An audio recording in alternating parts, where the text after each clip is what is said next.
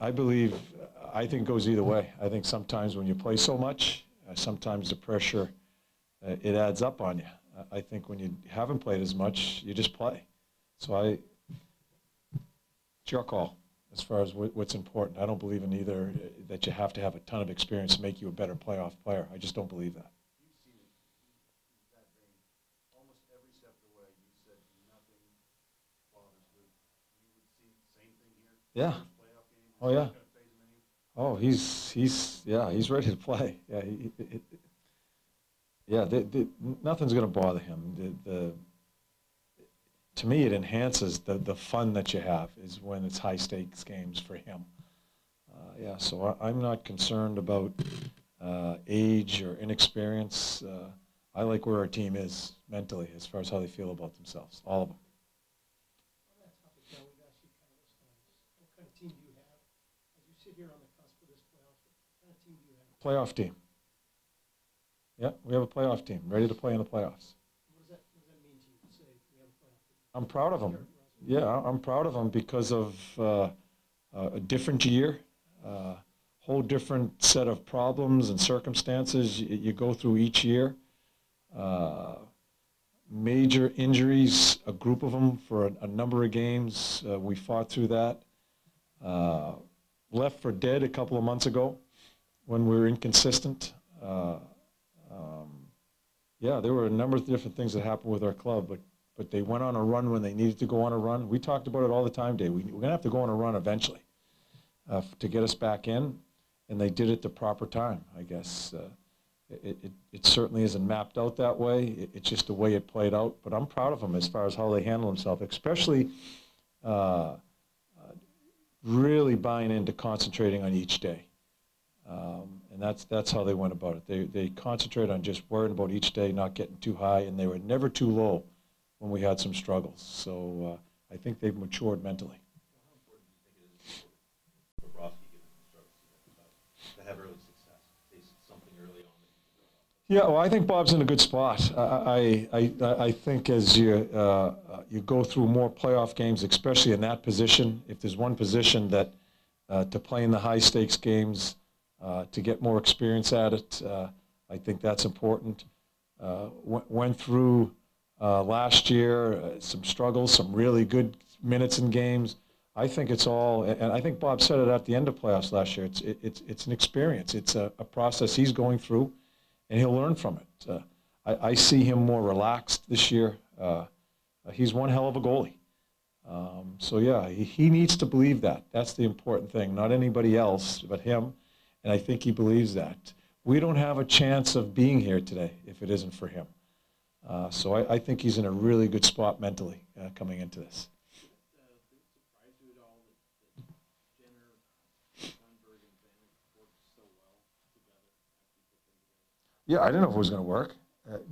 Like I say to you all the time, we think we know what we're doing as far as putting guys together. We don't. It always looks like it's really good on paper, but you don't know until you try. So that line was kind of put together in default as what our lineup was at that point in time, and it turns out to be a pretty good line. So I guess the only coaching part of it is seeing that the line's pretty good and stay with them. It wasn't. Yeah, they will work together. I forget what the lines were at that time, but then it kind of felt, well, here's our other three forwards. Let's put them together, and it worked for them. So as a coach, I hope I'm not stupid. If I see it's working, I'll try to keep it together, and that's what I did.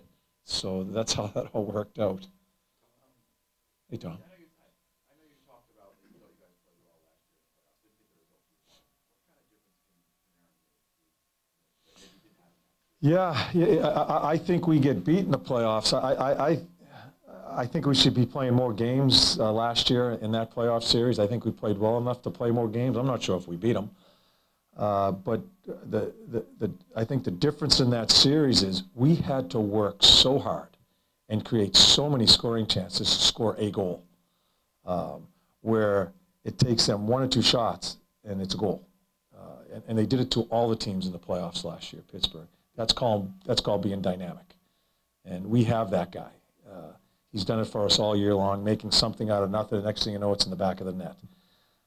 So yeah, he he can do it himself in a dynamic way.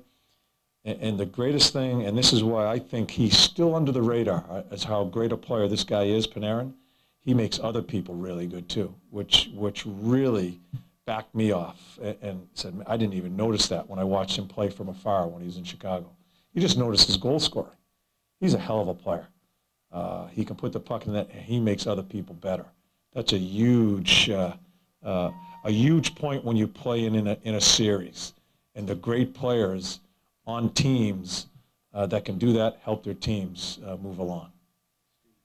You've had Anderson back for a couple of games. What do you need or expect from him this series? He brings speed. He brings a physical play. 19 goals. He's been a really good player this year. He kills penalties for us. We missed him and Nick. I think it takes away from the pace of our game, especially with Andy. Andy's one of our better skaters and one of our more willing guys as far as forechecking. And when you get into a series, I think the amount of time spent in an end zone of the opposing team works to your favor. If you're there enough and you get into pucks and forechecking, I think it works to your favor as you keep on going through a 7-game series. Certainly Andy brings that, and he can score goals. He has become a really good hockey player, and we missed him. And that's where I say I have a tremendous amount of respect for our team, because we've had a lot of key guys out as we've gone through it here. Without having Nick and Andy during I think we were 14-2-2 our last 18, without those guys. So they add to us now. And as I've always said, when there's injuries to main people, other guys get more ice time, you're a better team when those other guys come back in. So hopefully that'll help us as we start.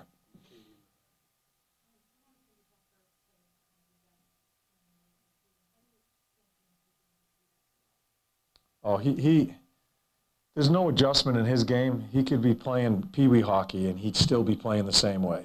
He makes his decision. He lives with it. He's aggressive. A better puck handler than I thought he was through playing against him and watching him over the years. He's a pro. He's been in it. He's been in some very high stake games, winning a couple of cups and along the way, so he gets it. There's not much of an adjustment. I think the biggest adjustment when you get these guys at deadlines is those first few days when they come into a new locker room.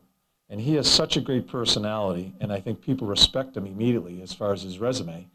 That was seamless. I think that's the biggest hurdle for you guys coming in is just coming into a new locker room that morning, getting their equipment and sitting down with new teammates. After that, they just play. Yeah. Jack and Savvy were a really good pair for a long time with us. That was a bit of a struggle this year. When we put Colsey, when he came in with Savvy, we think it's helped Savvy's game. And Ian Cole has just been a very good player for us. So, again, why I wasn't sure if it was going to work. Again, the same thing with a line. I'm not sure if it's going to work.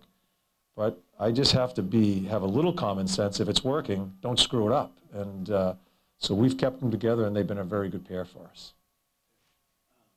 This year has obviously been a learning year for Zach. Has he learned what you wanted him to learn this year? Just playing through injuries, playing through stuff like that? It's a big year. It's been a big year for him to where, remember, Jack and Savvy, when they were playing, they took a lot of the heavy minutes against top lines at certain times in a long season. It wasn't working this year with those two guys. It kind of put us into a state of flux on who we're going to play against who throughout these games. And Z has had to play a lot of minutes against top lines and with Jonesy. He has had to learn to play banged up. For a young guy, you want your guys healthy. You want them to feel great about themselves, but it doesn't always happen that way. I think you got to take it what it is. It's a great process for him to learn how to play when he's not 100% for a lot of this year. So I give him a lot of credit as far as just hanging in there. It's affected his game, but I think he's going to be a better player once he's totally healthy. And that's not going to happen until in the off season. So I think he's learned something. A very important point in what it is to be a pro is play through things. You're sore, but you're really not injured. And I think he's learned that, and he's played right through it. What you mentioned, pace with regard to Nick and Josh coming back. How does Marcus Navarro's return affect your team's pace with what he can do and get him out of your zone? Yeah, our pace starts with our back end, as all teams. That dictates what you're doing. And Nudi's first pass and getting us out of our end zone, it's been a huge improvement of his over the past year or so, as playing more north than east-west. So yeah, that's a. We want to get the puck. We just want to get the puck up the ice. It doesn't. In today's game, it does not have to be on a stick. It doesn't have to be tape to tape. It can be in the air. We can get skating onto it. I think Nudie understands that now. I think it was an adjustment for him, and it's a huge part to us as far as trying to play as fast as we can out of our end zone.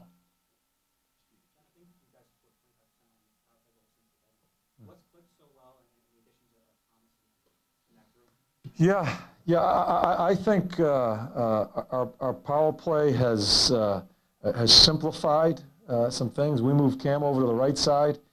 He felt more comfortable over there, where he's been. Last year he was a fixture over on his offside. Brad can play either way. Quite honestly, I think Jonesy has taken a big step in his offensive play as far as running that power play. We usually have used Z there. For a lot of it the past year or so prior. Jonesy has controlled the play, and along with a number of our guys that when we're having problems scoring goals 5-on-5 anywhere, 5-on-5 or on the power play, I think a number of our top players have regained their confidence in their puck ability, their puck skills, and their game is more fluent. I think that just helped our power play. I'm not sure which came first or what's supposed to come first. Doing things in the power play to help you 5-on-5 play or 5-on-5 play to the power play. Right now, for a number of them, it's working both ways. So hopefully it'll continue as we start the series. Why does Luke work so well in that middle spot on the power play? He's a smart player. That middle spot in the power play is a support play, a very important, it's a support position, a very important position as far as puck possession.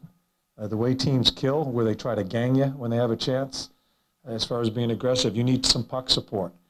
And that's just, that's not, it is a skill, but it's not a hand skill, it's a reading skill. It's understanding where to be to get yourself, to give your buddy who's in trouble a chance to give you the puck so you can get it out of pressure.